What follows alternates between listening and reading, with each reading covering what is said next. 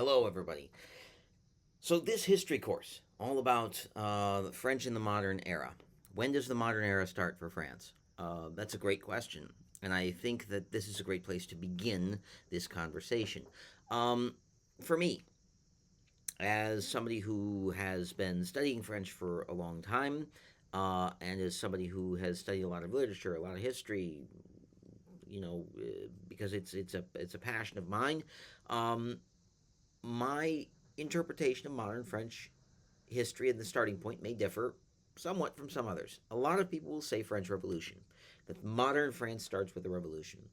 I don't disagree that a good portion of the modern French attitude, um, comes from that revolutionary set of people. However, I believe that really the beginning of the modern era has to coincide with the beginning of the French language. Now, am I talking all the way back in like 800 when, the Proto French, is involved in the Sermon de Strasbourg? No, that's not what I'm talking about. What I am talking about is the creation of an organization called the Académie Française, the French Academy. Um, and this organization put together by Cardinal Richelieu for Louis XIII, right? Not the most famous of the Louis, but one of the more important ones. One of the important ones, right? Certainly. Um, Cardinal Richelieu decides that the language itself needs to be preserved, needs to be codified, needs to be structured, and turns to a group of people that he handpicks to begin writing the first French dictionary, and that he also tasks with creating some grammar, spelling, official rules for what the language should look like. And this, I believe, really starts us down the path towards what we will refer to as modern France.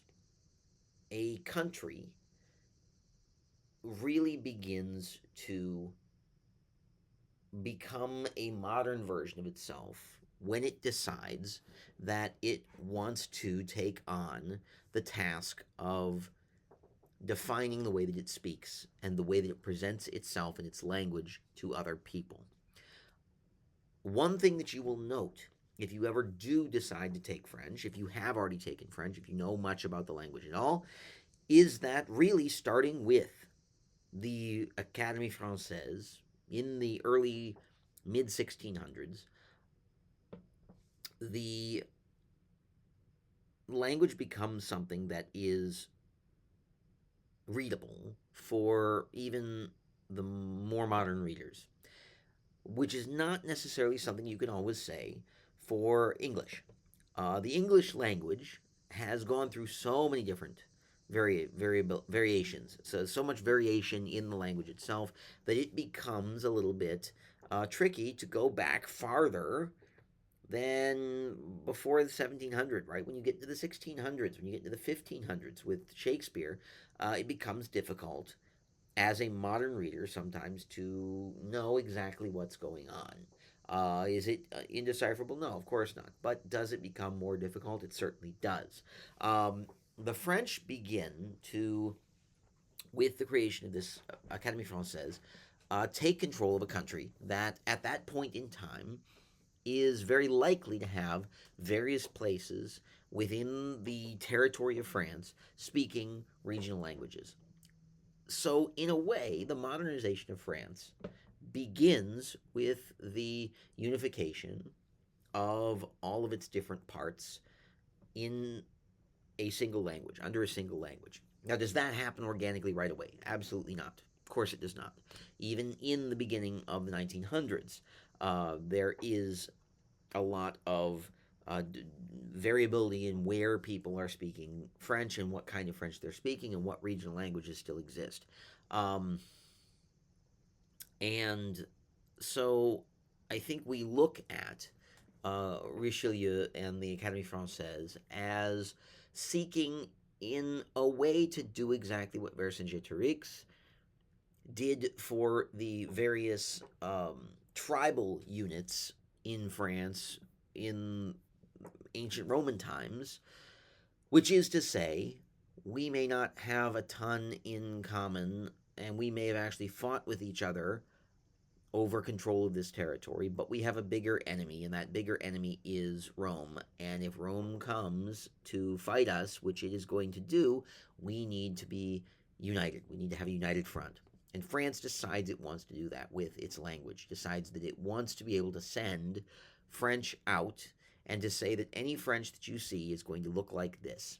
That we're not going to be seeing French from different parts of the country, different regional leaders that looks different than the king's French. And so, you get the Queen's English, you get the King's French, and that for me is the beginning of the really modern era, contemporary era of France.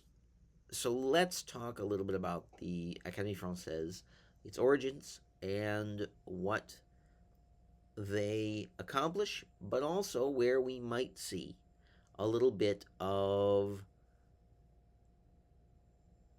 uh, bias. I'll use the term bias here, uh, and a little bit of yeah, um, cultural suppression.